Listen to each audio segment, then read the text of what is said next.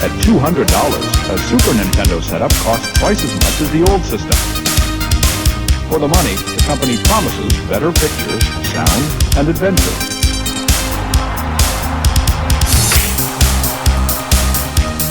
Now you're playing with power, superpower. You're the king, I tell you! The king! Only for Super NES. Only on Super NES.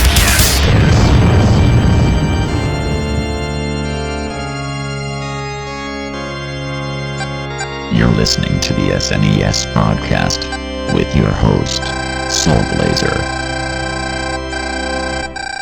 Hello, everybody. Welcome to the Super NES podcast, episode number 274. As always, I am Greg. He is Joe. Hello.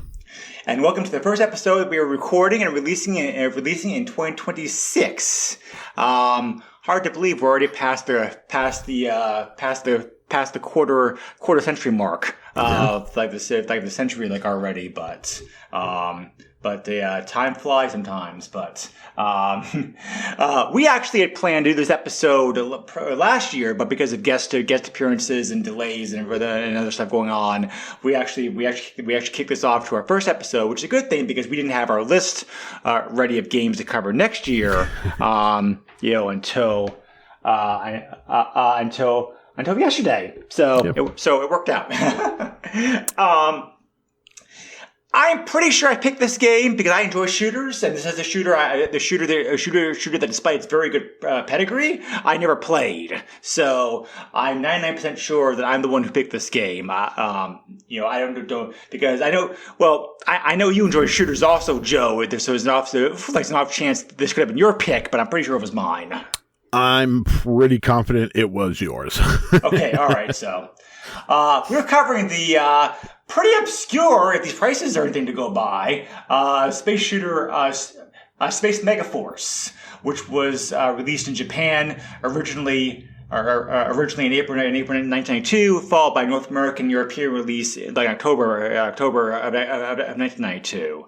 So the game had a different name depending upon the region it was released in. It had a very anime sounding name of Super Leste in Japan, which makes sense. We'll get into the reasons why that is later on. But for some reason, for reasons I could not find out, I understand why the name got changed to North America, because anime really wasn't a big thing in North America like this time period, and whatever.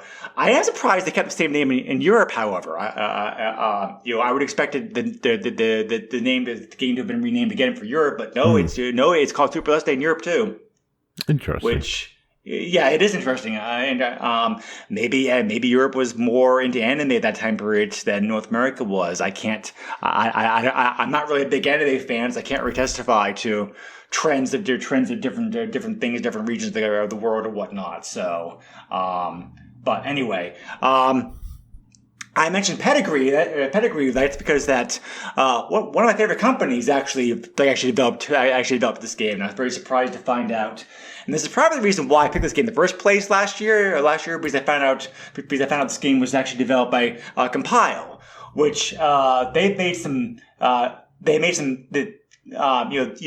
my favorite games over the years. I know them best for two NES games, which are near and dear to my heart. The very underappreciated and cult favorite, The Guardian Legend, which is a great game, and also the first Godzilla NES game was developed by them. So, and those two games I really enjoyed as a kid and still like nowadays. So, we've not covered Kapow yet, so I'll just give a brief rundown of the company.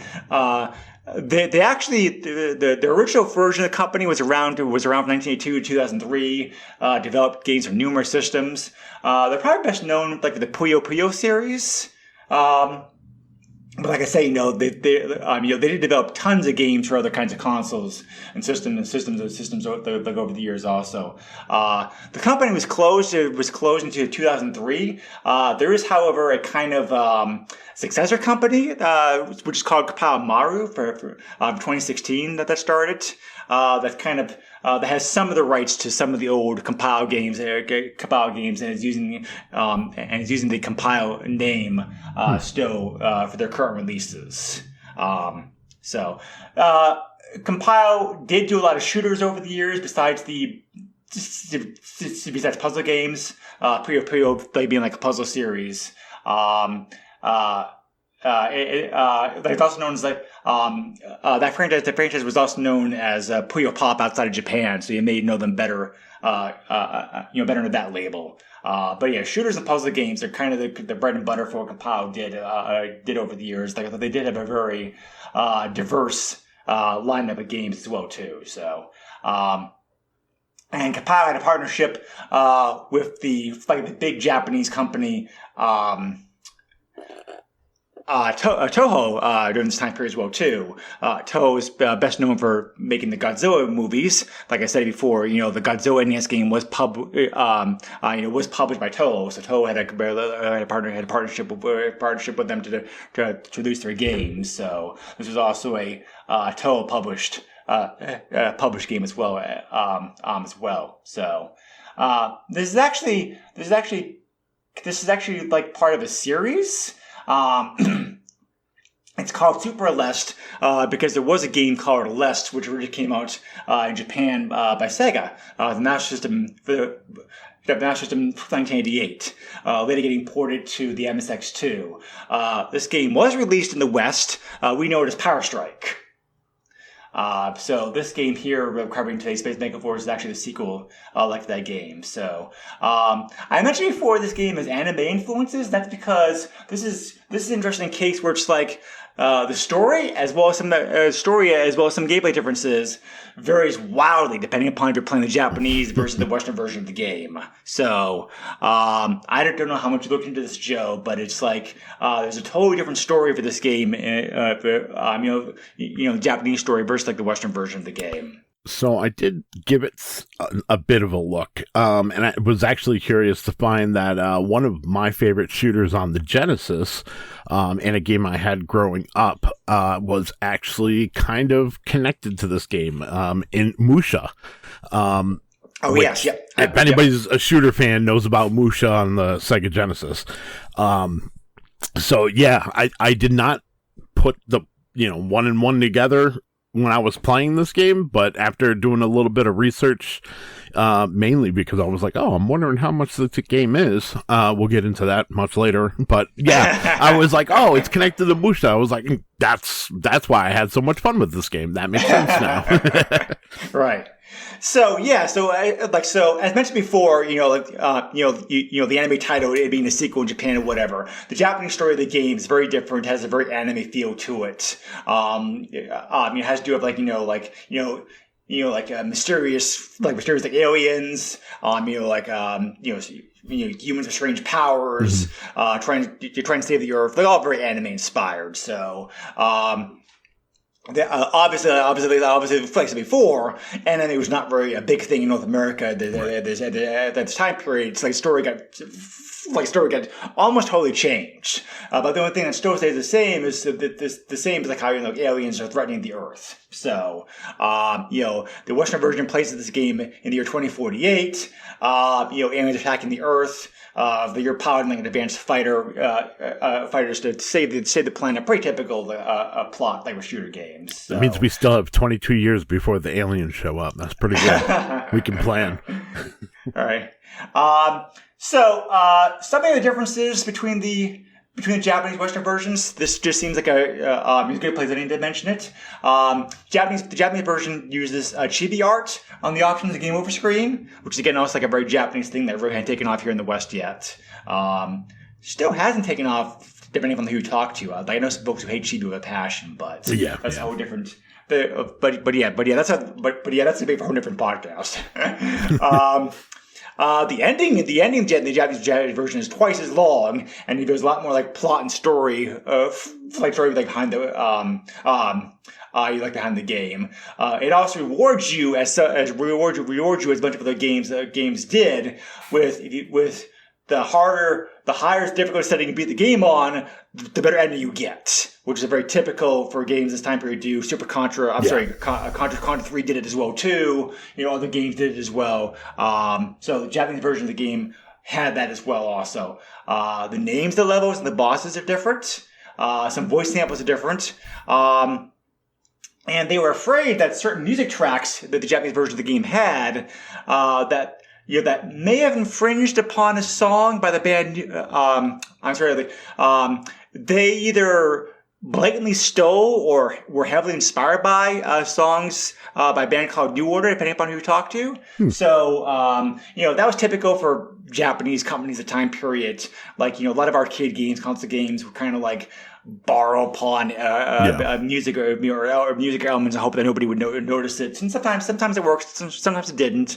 Return of Shinobi had a famous example about that being caught and having to be changed. Right. So, anyway, they were afraid of getting sued if they released it as is in the States. So, so certain songs were swapped out for new songs then to kind of to move that. That said, the gameplay itself is still the same between the two. It's still the same between the two versions. The story is different. The music may be different. The voices they may be different. The names, the names, the levels, and the bosses are all different. But the gameplay is still intact across across the Japanese versus Western version of the game. So, having said all that, Joe, I'm curious to hear your impressions upon this game first time playing it. Yeah, well, I'm just gonna jump right to it. This game was fun. Absolutely loved it. That being said, there is a lot of little things that the game does to invite the player in and keep them engaged. So it's a shooter. There is still a bit of trial and error that you're going to come across with any sort of shooter. But they make it really easy to get into the game. You can take multiple hits. Usually in a shooter, you take a hit, your ship explodes, and you're starting either at a checkpoint, which is rare, or it's generally back to the beginning of the stage. Here, as you collect weapons and you power up that weapon, it acts as a shield. So you can power up your weapon up to level 6. If you get hit at level 6, it drops you to level 4.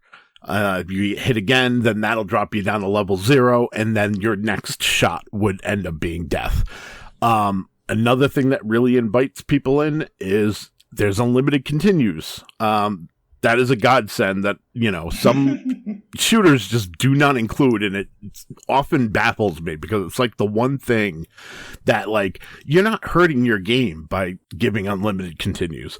The other thing... Yeah, I think the reason we didn't see a lot of that is because that many of these shooters were just simply ports of arcade games, which were for coin munchers, and therefore, they let that feature in.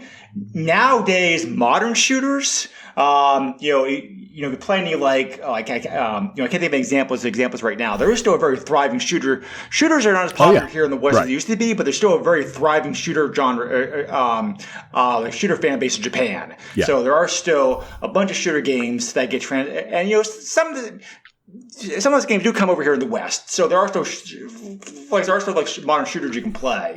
Most of those modern shooters, because they are designed primarily designed as that way, also give you limited continues. Yeah. For a game of this time period, to do unlimited continues is pretty rare. And it's this game plays sorry, let me just go right ahead. One thing. It plays like an arcade game. It does. You told me this. You told me this game is a port of an arcade game. I would have totally believed you because everything about it screams like an arcade game. Yeah. Like the time period. So, so that's to its credit, I think, as well, because because it's sometimes there are issues with trying to port arcade games to consoles, no matter how powerful the console is. Because until recently, the arcade machines were always 10 times more powerful than what they were porting to. So Anyway, yeah. Sorry about that. That just seemed like a relevant, you're good. relevant spot to stick that into. But Yeah. So And, the other thing that really helped with this as well is there are gold lives and regular lives. And what's significant there is if you pick up the gold lives, which believe me, you'll notice when you pick those up, the gold lives will revive you where you are versus putting you back at the checkpoint, which the regular lives do. So that was a nice way to kind of ease up the difficulty with this game, which there are 5 levels of difficulty here. I was horrible and did not write down the different difficulties, but basically you have your easy, your normal, then you have your hard, and then there's it's like wicked or something like that, which is like hard, but everything's sped up. And then there's a 5th one that's kind of yeah, I don't remember the exact names. Yeah, either, but I think it resorts back to one-hit kills, but either way, this game can be beaten on normal difficulty. That's the main point I was getting at. Yeah, basically translates to right. Yeah, the levels basically translate to easy, normal, hard, very hard, and impossible. Yeah. And the Japanese version of the game, to get the best ending, of course, you had to beat it like impossible. Yeah. But which again, since the story's different ending, you really don't need to worry about that. You see one ending, you've really seen them all. So yeah, and one of the other things that's also another accessibility that this game does, there is a short mode, and that's important. I'm very surprised to see that. Yep, yeah, man, don't get me wrong, there's 12 stages here. There's a lot of fun to be had, but those levels are long.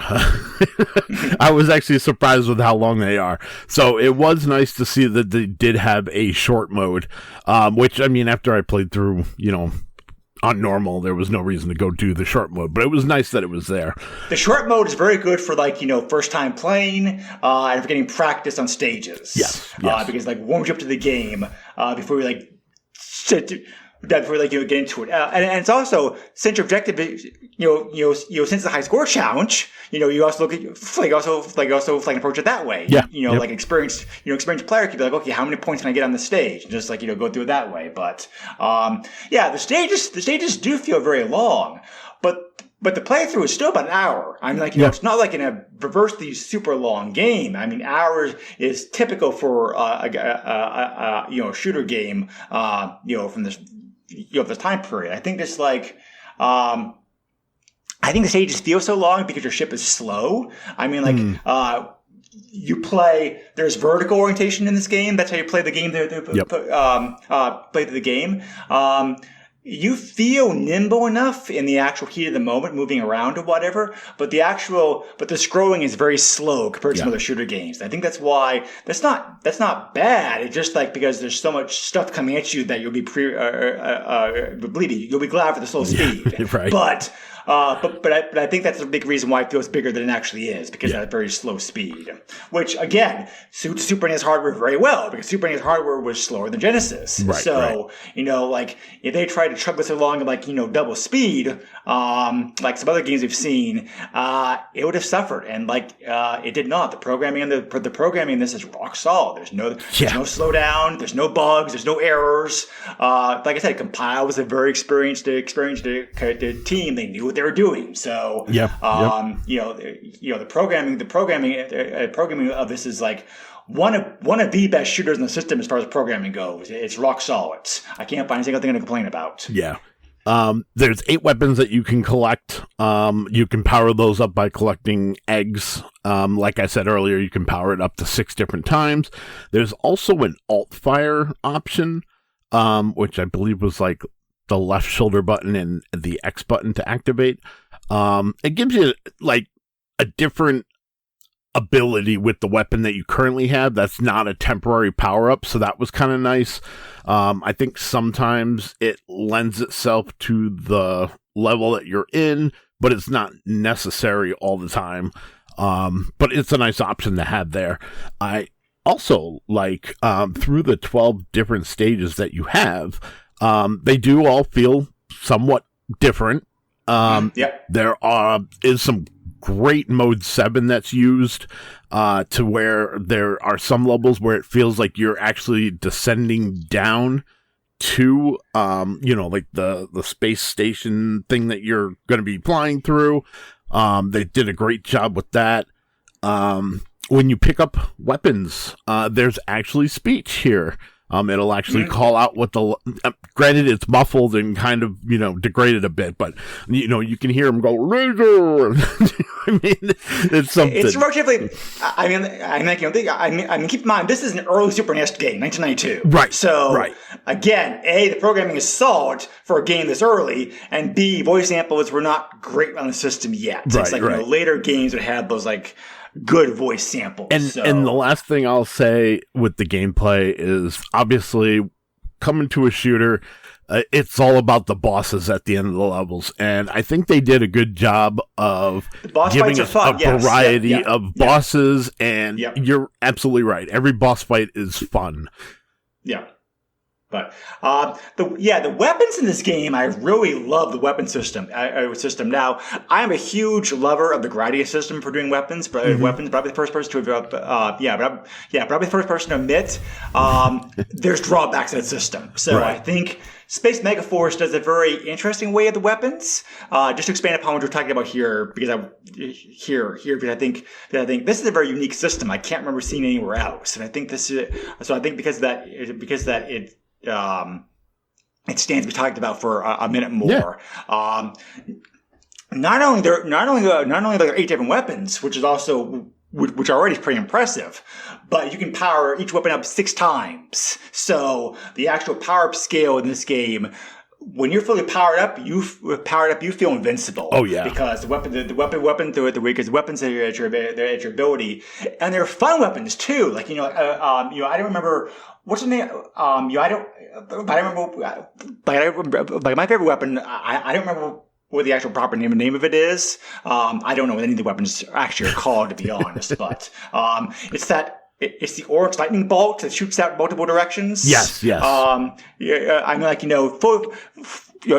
Fully powered, that thing can can spread over the entire screen, destroy anything in its path. I generally stuck with the laser because once that's fully powered up, it's almost like a homing beacon. Like you fire it and it's going to whatever needs to be destroyed, which comes into play with, and we'll talk about this a little bit more when we get to graphics and whatnot, but there are points in the game where I would just honestly, if you're going to play the game, just keep shooting. Just don't stop shooting, because there are parts of the levels that look like you would fly through them, and in some cases you do, but then suddenly they are not able to be flown through and you have to blow them up, and I fell victim to that quite a few times, running into things that I thought I could fly through.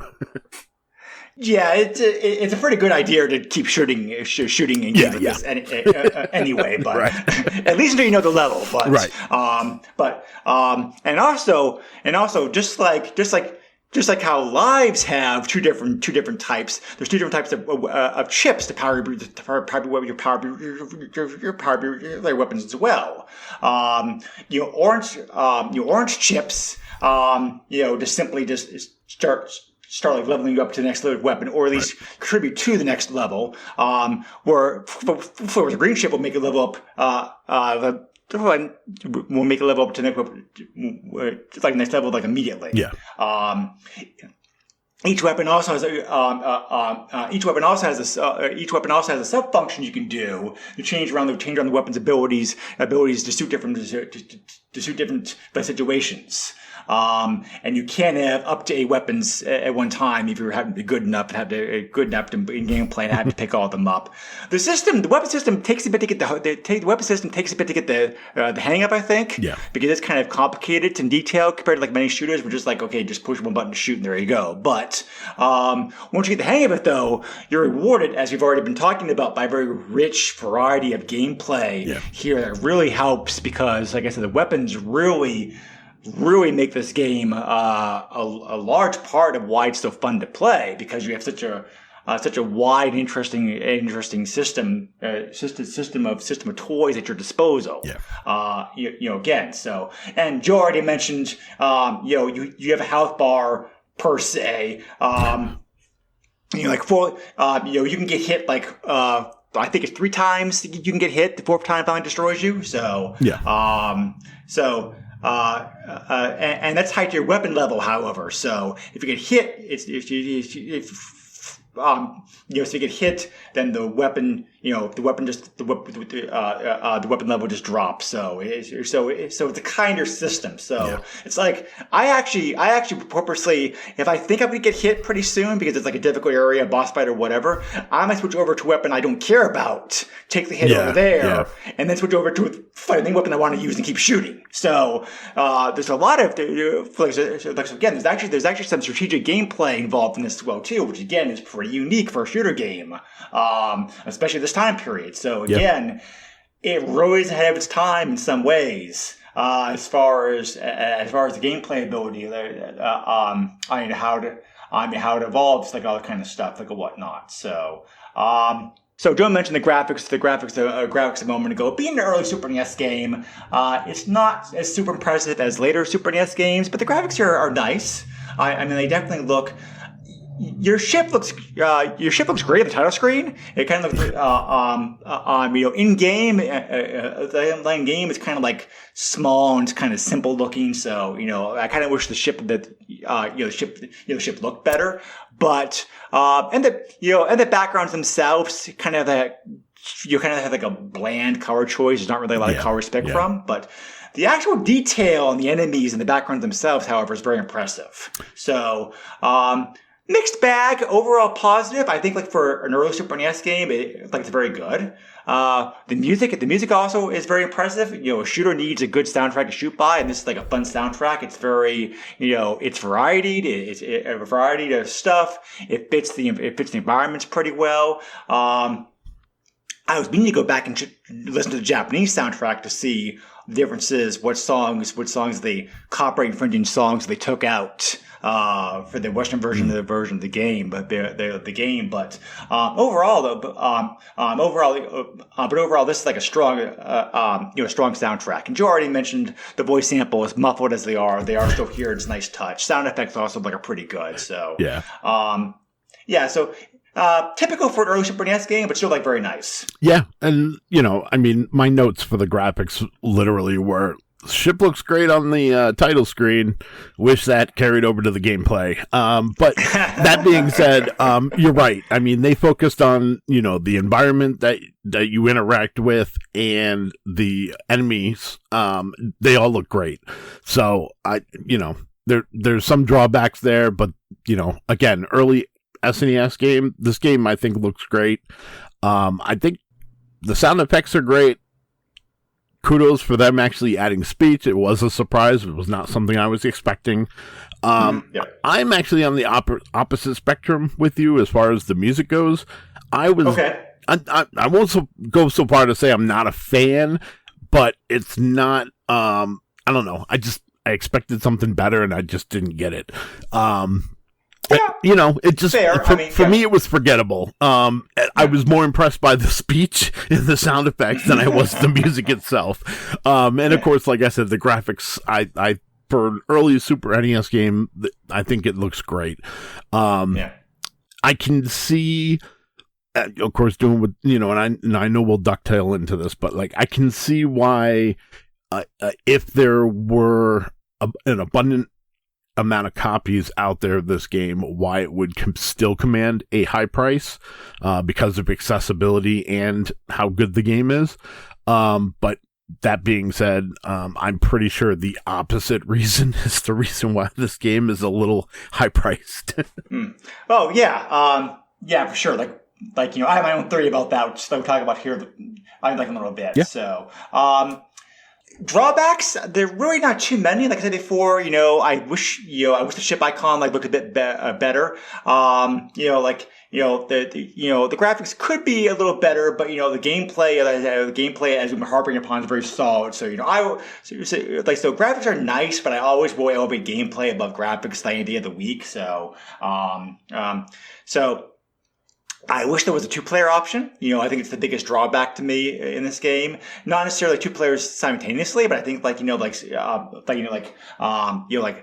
taking turns 2-player mode would have been nice. But man, I mean, it is what it is. It's not like a huge deal breaker. But beyond that, I think that this is a more thinking man's shooter, like I use that phrase. It's like more complex. It's not a simple shooter to play as say Gradius or R-Type. Right. It definitely requires more patience, patience on your hand. With the difficulty levels and the settings that you can adjust. The game does have a lot of replay values. I will give it that. And also, like I said before, with 8 different weapons, you can just decide, okay, this game I'm going to focus on this weapon. This game I'm going to focus on that weapon. Whatever. So all this combines for a lot of the replayability.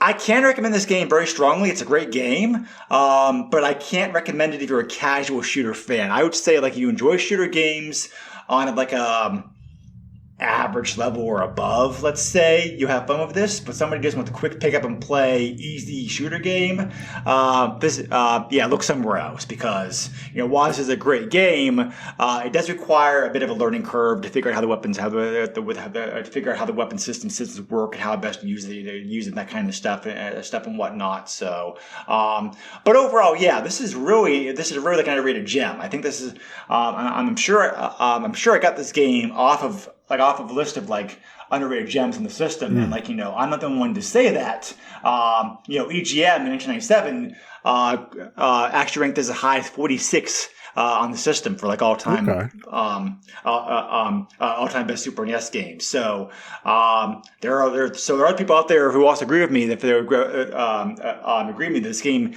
sadly did not get the attention that it deserved, despite the fact that it reviewed. Good segue here. Very well when it came out. These scores are all excellent. Computer Video Games gave it 92%. Famitsu, the big Japanese game magazine, gave it 32 out of 40. Game Informer gave it 9 out of 10. The official Nintendo magazine gave it 92%. Super Play gave 87%.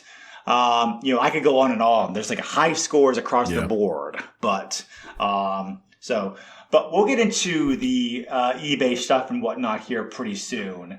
And also, you're probably not surprised to hear this also, Joe.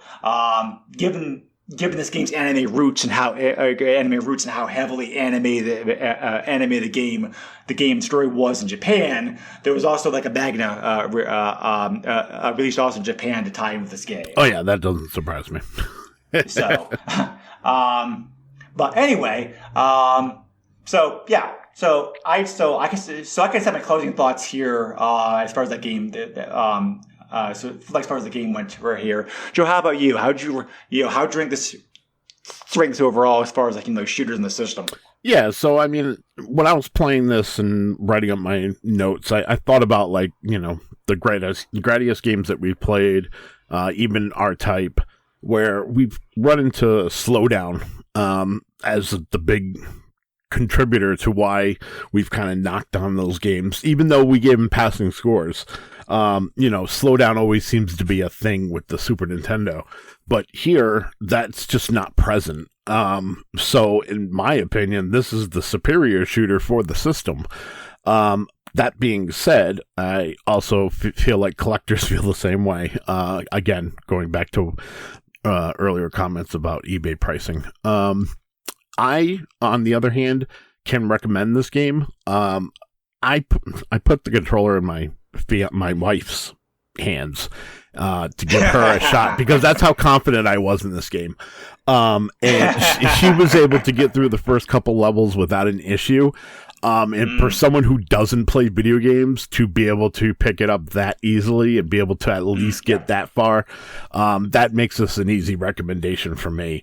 I understand why you would be reserved, because there is a technical aspect to it, but there's also the whole, hold B to shoot, and just keep going and brute force your way through stuff. That is a strategy that can be used. So yeah, I mean, emulate it. That's going to be my suggestion, because cart prices are ridiculous. It's not available anywhere else. Yeah, and it's crazy because I'm going to kind of jump in here just a little bit with it, but like Japanese carts are even over $100. Like, that's crazy. They're cheaper to get. Correct, but they're still expensive. Yes, because the game did not sell well in Japan either for some reason. So but anyway, yeah. So I understand what you're saying. Like, I agree with most of that. I will say, as one kind of like final thought, and this is a big deal to some people. It's not so much a big deal for me. Vertical versus sideways perspective for shooting games. Some people love one. Some people hate the other and I won't play it. I'm not that anal on those things. I prefer vertical over compared to side scrollers, which is another reason why I love this game so much. Some people just do not like vertical shooters, so that's another reason I think like why some people may be turned off by this. But that's true. I think, and most shooters Super NES, at least the ones I remember us playing, are sideways scrollers. Yep.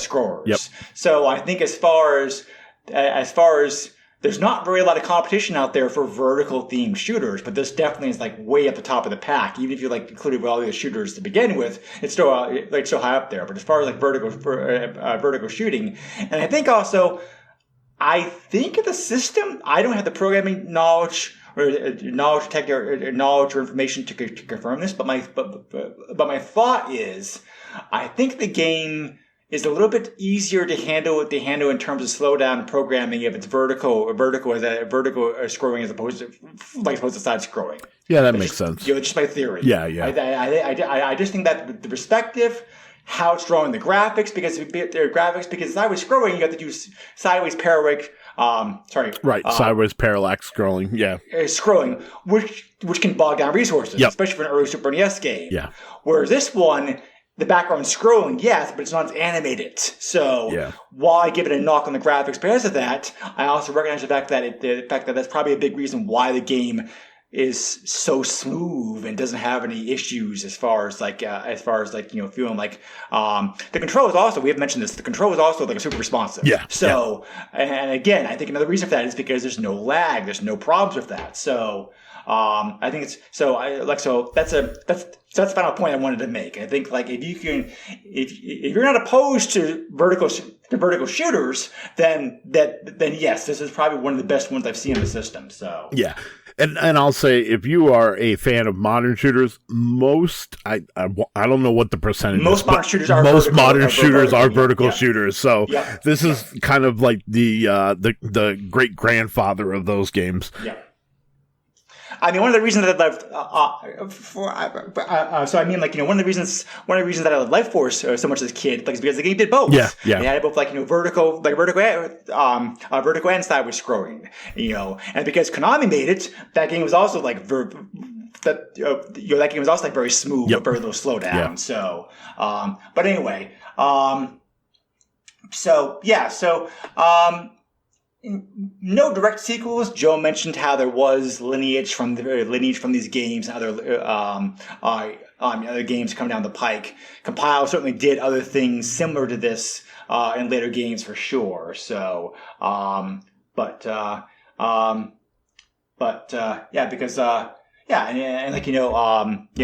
Legend, which I mentioned before, one of my favorite NES games, is also a Compile game. That game's also half vertical shooter. Yep. Most of the game you're walking around the station, kind of like an overhead perspective. But every now and then you have to go down shafts to get items, and you turn to a ship. And it's a vertical shooter. So Compile definitely had a lot of experience and DNA in making shooter games, and boys, a show here. Yeah. So, it was definitely a very strong contender. And,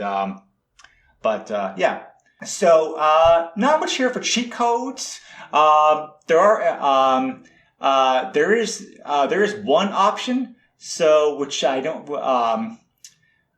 Which is kind of interesting. I have to think this was I think this probably was left in from earlier build of the game that the developers just didn't want to risk taking out because I mentioned before, sometimes people are afraid to take things out because take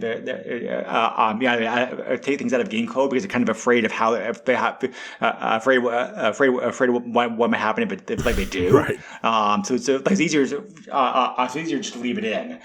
There's a warning signal system in the game you can access. On the main menu, if you push select twice and hold it, the option selection, like when you highlight it, and then push start. And what this does, plays during gameplay. The last digit of the score will indicate the overall danger level that you're in right now at the moment. With 0 being the lowest and 7 being the highest. Interesting. So it's not really super useful. It's super useful. It just kind of like, okay, how dangerous an area like a man like right now. Yeah, so, I was gonna say it could give you a heads up as far as your strategy. Like we were talking about, like how you can switch weapons and whatnot. You might want to switch to a higher power weapon at that point. But yeah, that's actually one of those things that you don't even think about, but that would actually be pretty helpful. Like I said, my best guess is they had it early build of the game, decided to take it out for whatever reason. And they just let the feature in. But Japanese version of the game also includes extra ending scenes, which you can also access. Also, like I said, control buttons. But yeah, that's the Japanese version of the game. So I wouldn't I mentioned here. So. Anyway, we've mentioned this several times. The elephant in the room. This is not the most expensive Super NES game I've seen on the market that we covered in the podcast, but it's up there, unfortunately. So, just unfortunately, I think there's a number of reasons why. Like we were saying, the game reviewed very well, like both Japan and North America. But I think there's just I think there's several reasons why the game just didn't sell very well. One is this during a time period in which shooters were already kind of saturated on the system. There already was, Gradius games, R-type games, whatever. There already was plenty of competition out there. Two, shooters we're starting to decline in popularity a little bit right now, but by the early '90s, they started getting other trends like fighting games and beating them ups and whatever. So the fan base probably was a little bit fatigued. I think at this point, so just a combination of interest changing, and also the fact there already was a good number of shooters available out there for the system. Also. Compile was not known as a company back then. Back in the NES days, you didn't really know who the developer of the game was. It really wasn't until the PlayStation days and whatever the developers started to put their information front and center on the games. You actually knew who made it. Just Compile is credited on the title screen, but there's not much anywhere in the box, for example. So and Toho was not a big publisher of video games. The very fact that they haven't gotten into video game publishing in the first place is always kind of like a head scratcher to me, the first place. So this game, I'm sure did not get a very big production run because of that, which is unfortunate. Yeah. But anyway, those are my best guesses why why the game's so rare to find these days.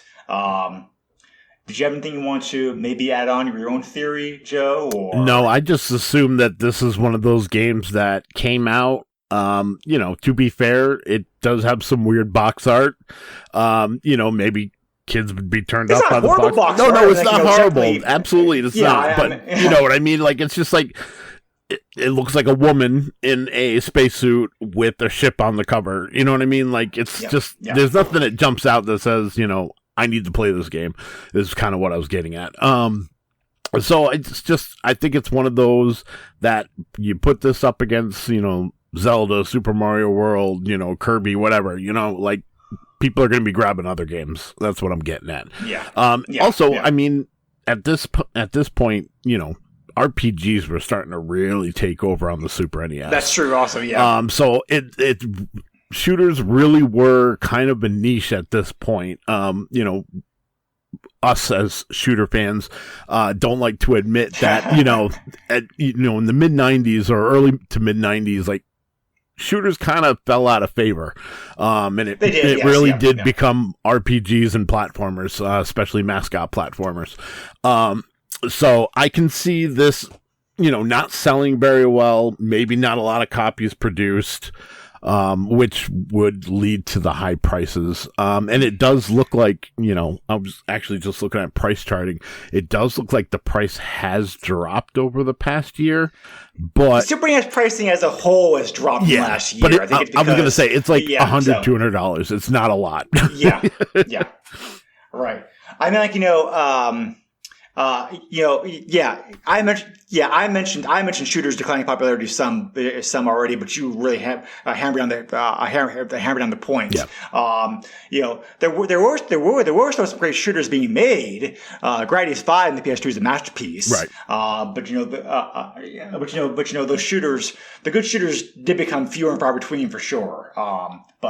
Anyway, we have mentioned price before. I'm wondering, Joe, if you saw the same. I can't believe this got. I can't believe. I mentioned before how every now and then, sometimes you can't get lucky enough to snag a game at a great price. I saw a copy of this game sell CIB recently for an excellent price, and I'm wondering, like, how the hell did that happen? The closest I saw for a decent price was $420. Okay. Well, I'll get into it then. Here okay. Because, not only is this game expensive, it's not very common. Like, not very common on eBay either. Yeah. I mean, you can't find it, but pickings are few and far between. When I did research on this recently, I only found 6 copies of this game on sale on eBay, and 4 copies had been sold recently. For Super NES games, that's low. Yep. Those are like very, very low numbers. So, the cart prices, these prices include shipping, pretty wide range of cart pricing, although not as wide a range as I have seen in the past. $168 to $236 is what I saw for cart alone prices. So $200 on average. Like I said before, the Japanese version of the game is a bit cheaper. Not by much. Yeah. You're still going to pay, what did you say, about $100 on average, I think? Yeah, Joe, I saw between 90 and 100 on average. Yeah. Every once in a while, you'd see one sold for like 80 or 70, but like that was months and months ago, and that deal's long gone. Yeah. So if you can play Japanese carts, you might look at that option because I've said the gameplay is the same. They have both versions of the game. They were really good in the day, so that's definitely an option. CIB. I only saw one CIB copy of this game that sold recently for the whopping price of $559.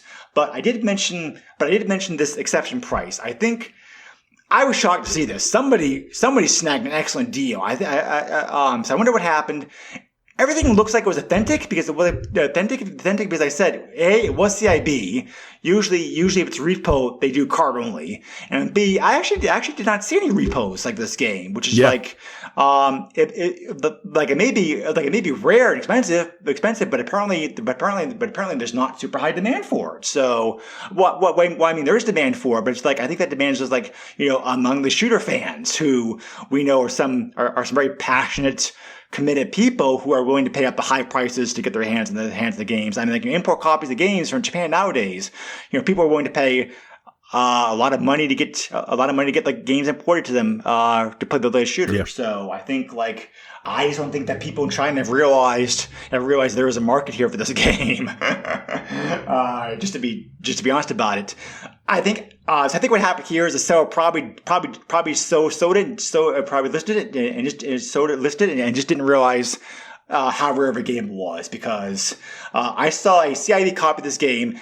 Beat up, yes, but still CIB, cart manual box, sell for the whopping price of $30.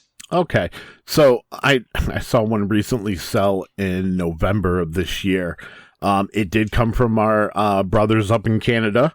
but it was the box manual and game for a whopping $14.48. Now, I know I think the same copy.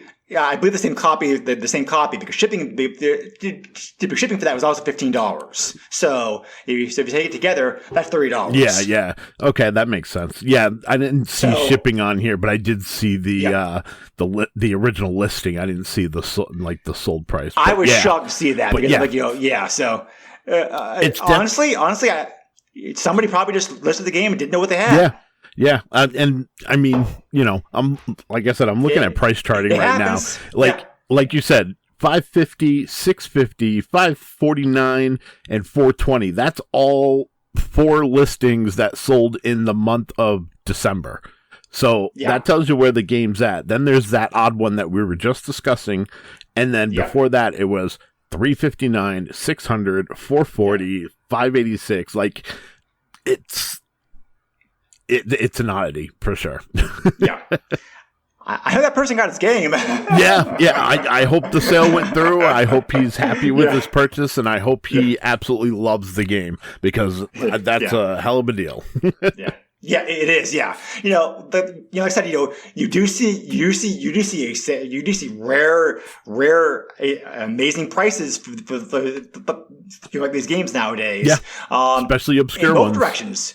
Yeah, in both directions. Sometimes you see like games sell for like obscene prices. You're going like, what the hell is that? One. But it happens. It happens both ways. So So like I said, I have seen Super NES games that are more expensive than this, but not many. Yeah. This is certainly like in the top 10. I'd say for like price charting. I'm sure it's like up there for like expensive Super NES games to get. So So if you're a collector, good luck. The rest of us, unfortunately, we have to emulate it. I can't find exactly.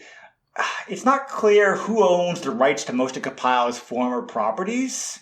Obviously the big franchises like Puyo Puyo, I can tell you exactly who exactly, but I'm just not sure. It's kind of muddled ground as far as like most of these older compile games, who has the rights to it. So maybe that's why. Maybe that's why the game hasn't gotten like re-released on a virtual system or something. Like it being my best guess. It happened before. Yeah. But anyway, it's a shame because bottom line, this is really. I'm sorry. I'm very sorry. I'm very sorry. I did not play this back in the day because this is like a great shooter. It definitely is one of my favorite, favorite shooters. Favorite shooters in the system. Do I like it more than the? Do I like it? Do I enjoy it? Do I enjoy it more than? Do I enjoy it like more than a game like Gradius 3, for example? No, but that game also has nostalgia going for me. So, this is definitely an excellent shooter. One of the best shooters the system out there, definitely. So, by all means, check it out. But, unless you're rich, emulate it. I hate to argue for piracy, but in most cases, the companies made these games either no longer here, are no longer business, or no longer care about it. Yeah. Compile is still around in some form today, but I don't think they have the rights to this anymore, and B, if they do, I don't think they care. So, I think that, I think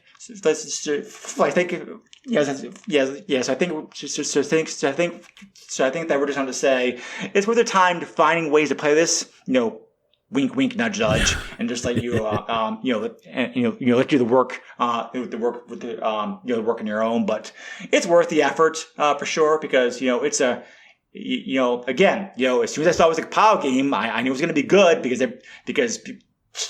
almost every compile game I played has been has been good, and this game's no exception. So, great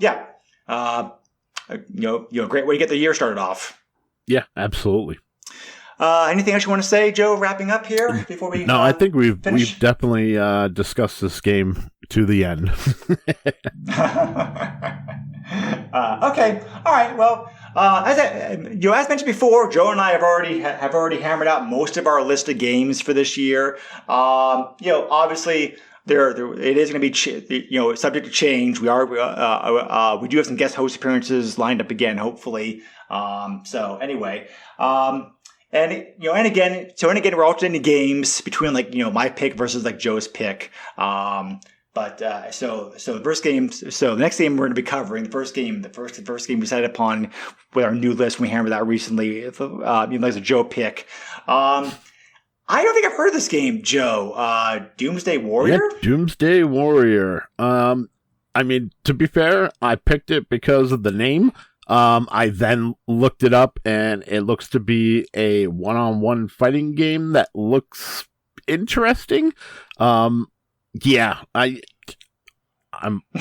expecting this to be more on the craptastic side, because I mean, it's out of the wake of Street Fighter 2 and its popularity. Yeah. So all those clones and everything that they had, they were for every Mortal Kombat we got 20 stinkers. So, and we've definitely covered a few on this podcast. So yeah, But there have been some surprises. That's right. So I mean, I'm saying what my preliminary look at the game, it's craptastic. That may change when we come to discuss it. Right. Yeah. So yeah, for sure. So anyway, as always, many thanks for giving us some of your day. We very much appreciate it. Questions, comments, feedback, etc. can either be emailed to me at the SNESpodcast@yahoo.com or left on our Facebook page. Joe, how can they reach you? Yeah, you can find me on Twitter at JOESUX30, or you can find me on Facebook. I do have a very public Facebook, not family friendly. Just keep that in mind. But yeah, you can keep up with me there. Alrighty. Appreciate it. As always, thanks again, Joe. Absolutely. Stay safe, everybody. Be well. Catch you all later. Thanks. Bye. Nintendo controls 80% of the video market. But no matter how you play the game, or which game you play, things definitely have come a long way since Pac-Man. Now you're playing with power.